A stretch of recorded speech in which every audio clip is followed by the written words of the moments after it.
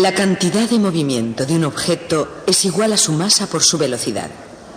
Cuando no actúa ninguna fuerza exterior sobre un sistema, la cantidad de movimiento total es constante. Este principio se llama principio de la conservación de la cantidad de movimiento. La conservación del momento. Uno de los efectos del proceso a Galileo fue expulsar la revolución científica de Italia, que fue a parar en definitiva a la persona de Isaac Newton en Inglaterra. Pero en su camino hacia el norte se paró en Francia un cierto tiempo para visitar a René Descartes. No he dicho mucho sobre él hasta ahora porque no quería poner el carro delante del caballo. Descartes sabía mucho de líneas rectas. Eso quizá no les parezca gran cosa. Pero ello condujo al invento de las coordenadas cartesianas, llamadas así en su honor, aunque no las inventó él. Y al principio de la inercia, que Galileo no consiguió solucionar completamente. Descartes, además de gran científico, era optimista. Pensaba que llegaríamos a entender todo lo que necesitábamos saber en solo unos años si seguíamos unos cuantos principios racionales que, por supuesto, él estaba preparando para nosotros. Una cosa que hemos de reconocer en Descartes es la idea del universo mecánico. Es decir, un universo que cumpliese inexorablemente su destino siguiendo ciertas leyes mecánicas precisas, que funcionase igual que un reloj o como uno de esos exquisitos juguetes mecánicos que por aquel entonces solían fabricar.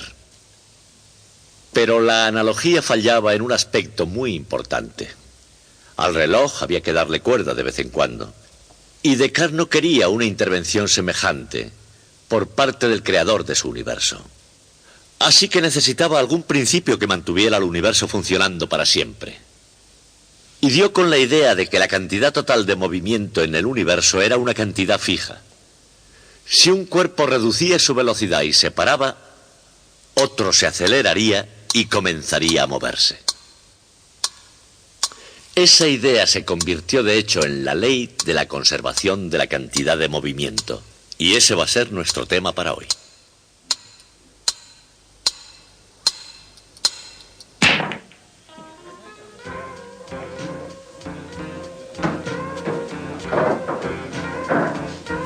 Estos hombres viven según ciertas leyes, algunas veces al margen de los estatutos de la ciudad y condado de Los Ángeles con respecto al juego, pero siguiendo siempre cierta ley de la mecánica clásica.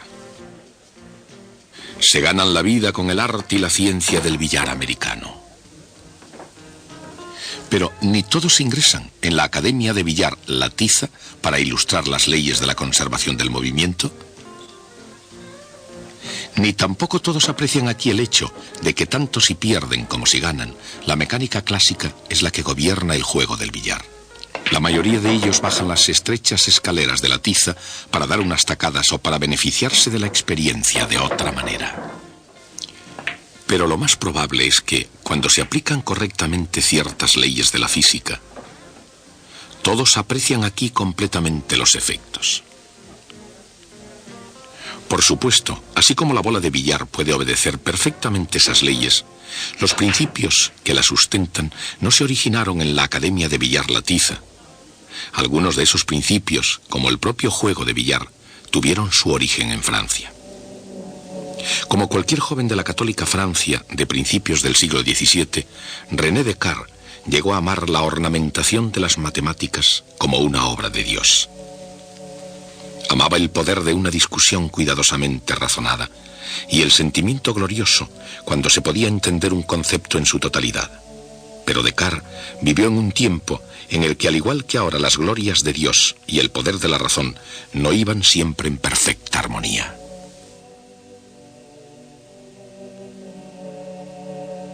En 1600, cuando Descartes, con solo 4 años, acababa de empezar a acomodarse a la Europa que le rodeaba, un monje erudito llamado Giordano Bruno fue quemado en la hoguera, entre otras razones, por sus creencias en el sistema copernicano del universo.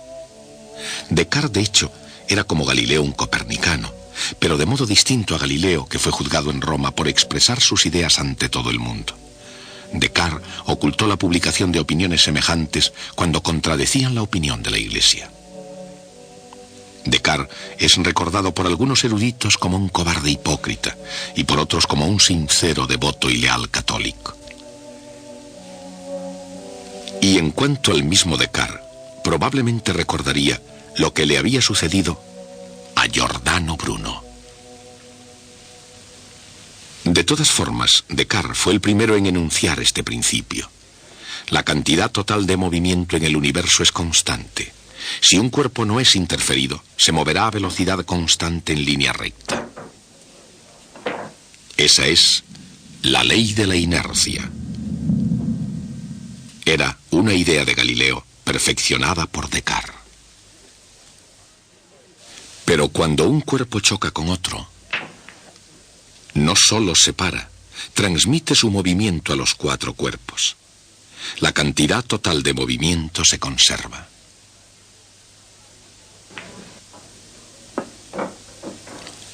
Aunque Descartes fuera el primero, la esencia de su cantidad de movimiento, de hecho, fue expresada mejor por Isaac Newton. Siendo tan polémico como era, se duda que Newton retara a algún colega a jugar al billar. Sus retos eran solo al intelecto. Ninguna de sus expresiones fue más poderosa y emocionante que la de su idea de la cantidad de movimiento. En su obra clásica Principia, escribió: el cambio en el movimiento es proporcional a la fuerza aplicada. Y se produce en la dirección de la línea recta en la que se ha aplicado la fuerza. Newton utilizó la palabra movimiento para significar la cantidad de movimiento, o en términos modernos, la velocidad de un cuerpo multiplicada por su masa.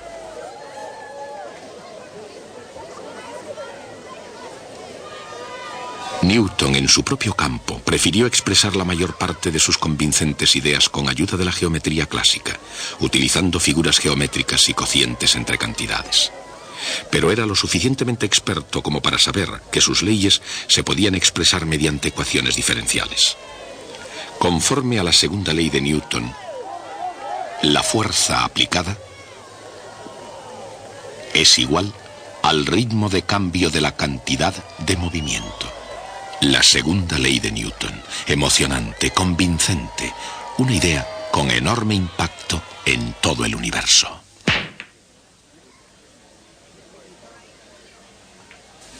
Las interacciones alrededor de esta mesa son temas complejos de ciencia social.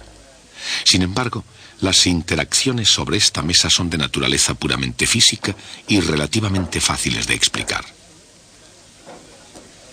Una vez más, según Newton, la cantidad de movimiento de una simple partícula de masa definida es igual a m por v. Y la variación de la cantidad de movimiento se puede expresar mediante una ecuación diferencial. La fuerza es el ritmo de cambio de la cantidad de movimiento. Por supuesto, si no actúa ninguna fuerza, su derivada es igual a cero. Por lo tanto, el vector p es constante, lo cual significa que el movimiento del objeto es constante. Un cuerpo sobre el que no actúa ninguna fuerza continuaría moviéndose a la misma velocidad en línea recta. Es la primera ley de Newton, la ley de inercia. Pero cuando las bolas de billar chocan, cada bola aplica una fuerza instantánea a la otra bola, causando un cambio en su cantidad de movimiento. Aquí entra en acción la tercera ley de Newton. Las fuerzas que las bolas se aplican entre sí son iguales y opuestas. El cambio en la cantidad de movimiento de una bola es, por tanto, igual y opuesto al cambio en la cantidad de movimiento de la otra bola. La cantidad de movimiento total del conjunto de las dos bolas no cambia en absoluto. Es constante. En realidad, esta nueva ley no solamente se aplica cuando chocan dos bolas, sino cuando lo hacen un número cualquiera de ellas. Y no solamente a las bolas de billar, igualmente es aplicable a todos los átomos que las componen. E incluso a las partes internas de cada átomo, electrones, neutrones y protones, hasta el último componente de la propia materia, siempre se conserva la cantidad de movimiento. Pero hay una forma más fácil de ganar en este juego que seguir la pista a los innumerables electrones, protones y neutrones de cada bola de billar.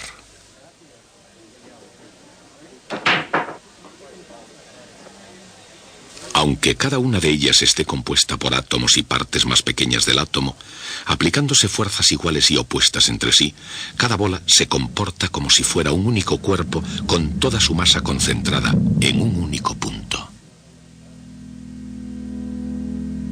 Ese punto se llama centro de masa, y en esta situación es una de las ideas más explosivas de la física. El centro de masa es el punto en el que hay que fijar la atención cuando se calcula la velocidad y la aceleración de un cuerpo compuesto. Cuando ninguna fuerza externa neta actúa sobre un sistema compuesto, independientemente de lo que suceda en sus componentes, el centro de masa del mismo continúa moviéndose con velocidad constante en línea recta. Al deducir su segunda ley, Newton pudo haber imaginado un conjunto de cuerpos compuestos no necesariamente en contacto uno con otros, dos cuerpos de masa casi igual, o quizá mejor todavía, dos cuerpos como la Tierra y la Luna. Newton sabía que actuaban fuerzas ocultas, por ejemplo, la fuerza de la gravedad. Recíprocamente, él pudo imaginar que sobre este sistema no actuaban fuerzas externas. Entonces el sistema no tendría aceleración. Su centro de masa se mueve con velocidad constante. Si el planeta arrastra a su luna, entonces la luna arrastra al planeta con una fuerza igual, pero de sentido contrario. El vector suma de las dos fuerzas y la derivada de la cantidad de movimiento de los cuerpos son ambos iguales a cero. Si la derivada de algo es igual a cero, ese algo es una constante, y esa constante, la suma de las cantidades de movimiento de todos los cuerpos, es una cantidad que se conserva. Es siempre la misma.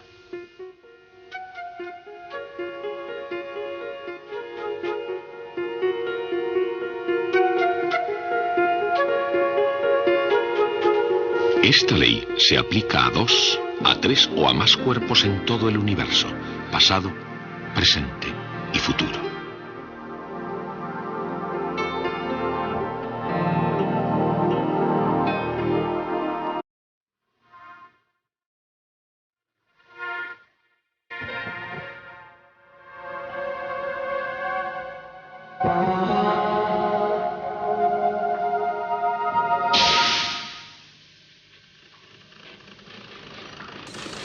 La pequeña nave espacial newtoniana es una nave de defensa en la nueva flota del universo mecánico. ¡Tierra, gordete! La nave newtoniana tal vez no sea la imagen de un sistema defensivo en la guerra de las galaxias, pero si se trata de mantener las leyes físicas del universo, ¿quién puede decir que no está preparada para esa tarea? Haciendo uso de la fuerza siempre que sea necesario, y desgraciadamente siempre lo es.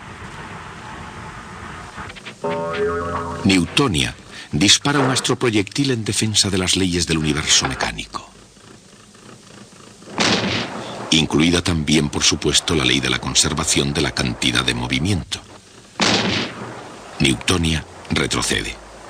Esta acción y reacción no deben interpretarse como timidez ante el fuego. Al disparar, cuando el astroproyectil sale despedido, Newtonia retrocede porque la cantidad de movimiento total de cualquier sistema permanece constante. Veámoslo ahora de esa forma.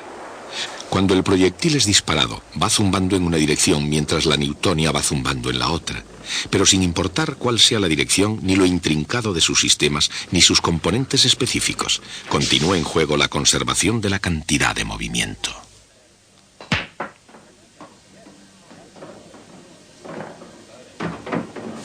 Y el caso es que lo mismo sucede con la conservación de la energía. Y es así porque, aunque tome muchas formas, la energía, al igual que la cantidad de movimiento, se conserva siempre. Tanto si es en forma de energía potencial U, como resultado de realizar un trabajo W, de cambiar a energía cinética K,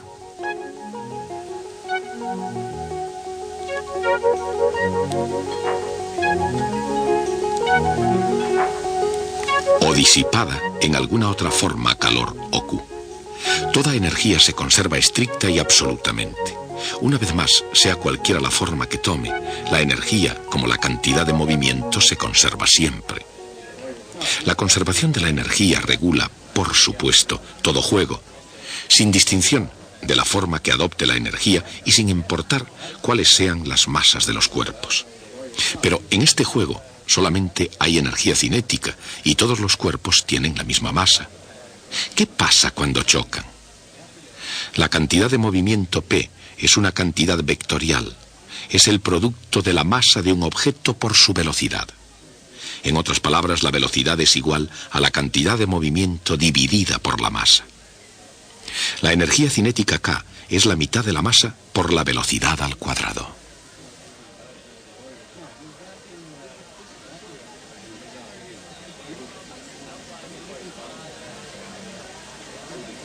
Por lo tanto, la energía cinética es P al cuadrado dividido por 2m. Todo esto revela uno de los grandes secretos, no solo de la naturaleza, sino de cómo ganar jugando al billar. Cuando una bola con cantidad de movimiento P sub 0 golpea a otra que está en reposo, solo hay dos resultados posibles. Después de la interacción, cada bola tiene una cantidad de movimiento P sub 1 y P sub 2. De acuerdo con la ley de la conservación de la cantidad de movimiento, la cantidad de movimiento inicial, P sub 0, es igual a la cantidad de movimiento final, P sub 1, más P sub 2. Esto es una cantidad vectorial. Los tres vectores forman un triángulo y en este caso un triángulo muy especial. Recuerden, en el choque entre bolas de billar la única forma de energía implicada es la energía cinética, prescindiendo de esa minúscula cantidad de calor que se genera en el choque. No solo se conserva la cantidad de movimiento, también se conserva la energía cinética. Dado que las masas son iguales, se verifica P sub 0 al cuadrado igual a P sub 1 al cuadrado más P sub 2 al cuadrado. Pero ese es el teorema de Pitágoras para los triángulos rectángulos, y como resultado P sub 1 es perpendicular a P sub 2. Dicho de otra forma, cuando una bola de billar golpea a otra que está en reposo, se separan en ángulo recto, y este es un resultado posible.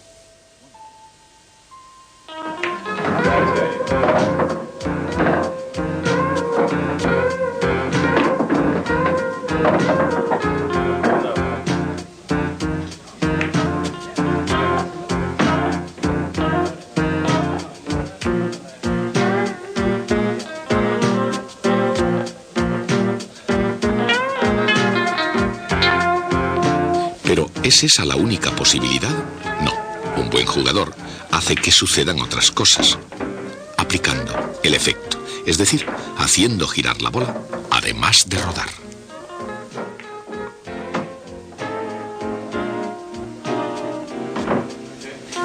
Pero incluso sin golpear con efecto, hay todavía una posibilidad más, una forma más de dar con el taco que evita que las bolas salgan en ángulo recto.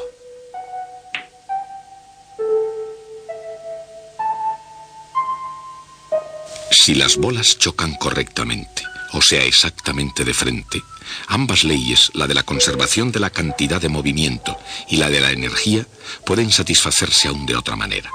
Una bola puede pararse completamente y dar todo su movimiento a la otra. Esa es la segunda posibilidad.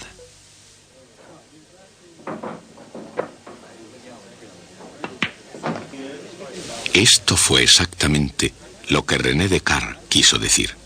Una bola da su movimiento a la otra. Se ha conservado la cantidad total de movimiento en el universo. Como teórico y como práctico, como filósofo y como matemático, René Descartes ayudó a poner los fundamentos de la ciencia.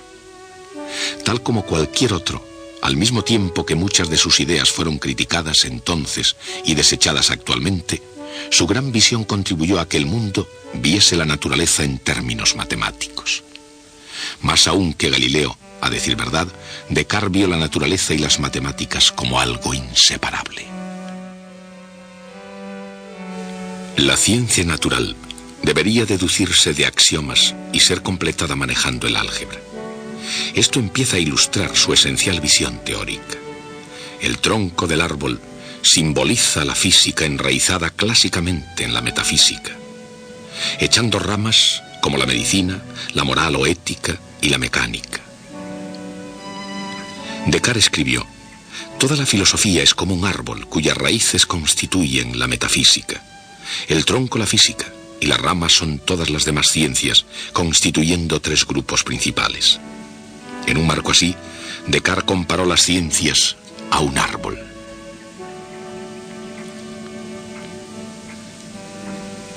Y la matemática, significando aquí a Dios, claramente da un soplo de vida a toda la estructura.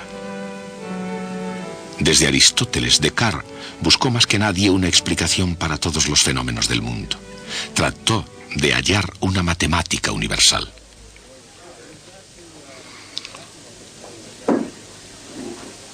Y en su búsqueda de lo ideal, encontró algo más práctico: la geometría analítica.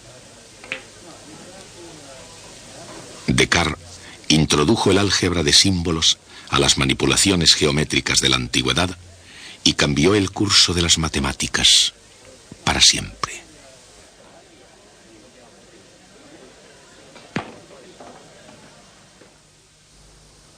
Hoy hemos visto nuestro primer ejemplo de una clase de proceso que es extremadamente importante en física. Dos partículas se juntan, interactúan de alguna manera y se vuelven a separar. A esto se ha llamado ingeniosamente un choque. En el mundo real también suele haber choques. Si no lo sabían, les sugiero que consulten con su agencia de seguros cuanto antes. Pero la pregunta es, ¿por qué son tan importantes para los físicos? Y la respuesta es que los choques son el único medio que tenemos para llegar a saber algo del mundo subatómico. Si yo quiero llegar a saber algo sobre el núcleo del átomo, el único medio que tengo para hacerlo es tomar dos de ellos, hacer que choquen y a ver qué pasa. Y eso es lo que están haciendo estos científicos en el laboratorio de radiaciones Kellogg de Caltech, el Instituto de Tecnología de California. En una aceleración de partículas ellos pueden crear choques entre partículas subatómicas, un proceso que investiga los más profundos secretos de la naturaleza de la materia.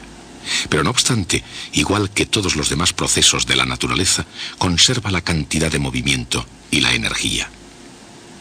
El acelerador Caltech, como muchos otros en el mundo, hace chocar núcleos a altas velocidades para hacerlos influir mutuamente.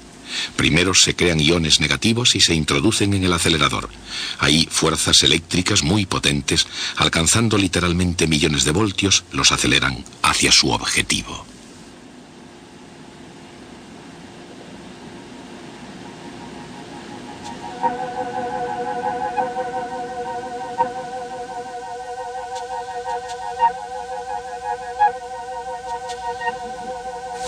Dentro de la cámara hay un tubo a través del cual pasará el ion, desde el punto de entrada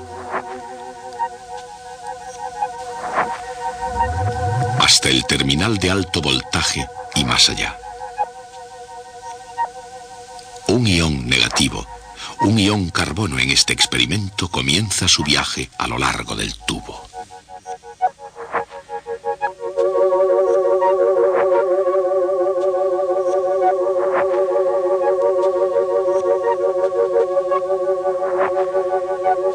Un campo magnético dirige al ion para que cambie su movimiento.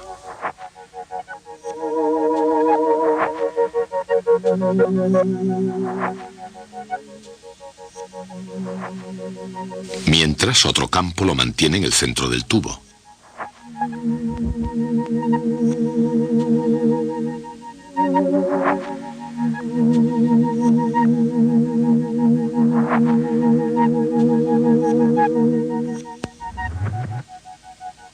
Al aproximarse al terminal de alto voltaje, el ion gana velocidad. En la región del terminal de alto voltaje hay moléculas de gas a la espera. Inevitablemente el ion golpea su molécula y la colisión desprende alguno de sus electrones, lo que le confiere una carga positiva. Y ahora que el ion tiene la carga opuesta, el mismo terminal positivo le hace acelerar incluso más rápidamente hacia su objetivo. Los iones carbono son dirigidos a través del tubo de vacío hacia su objetivo, el helio. Esta reacción nuclear determina las cantidades relativas de carbono y de oxígeno, un paso crítico en la evolución de las estrellas. Las leyes que hemos utilizado hoy, conservación de la energía y de la cantidad de movimiento, no predicen todo lo que ocurre en experimentos de esta índole. Si lo hicieran, no valdría la pena realizar dichos experimentos, pero son absolutamente indispensables para conocer las complicadas cosas que suceden. Así podemos conocer todo lo que queremos saber. Este procedimiento para el estudio del mundo microscópico por medio de choques entre partículas carece al parecer de cierta delicadeza. Alguien lo ha descrito diciendo que es como si quisiéramos aprender música oyendo cómo cae un piano por las escaleras. Pero es el único modo que de momento tenemos para conocer qué sucede a los átomos y núcleos. Y por eso los choques son tan importantes para los físicos. Pero ustedes procuren no tener ninguno. La cantidad de movimiento de un objeto es igual a su masa por su velocidad. Cuando los cuerpos chocan, la cantidad de movimiento total permanece constante. La cantidad de movimiento de cualquier sistema en el que no actúen fuerzas exteriores se conserva siempre.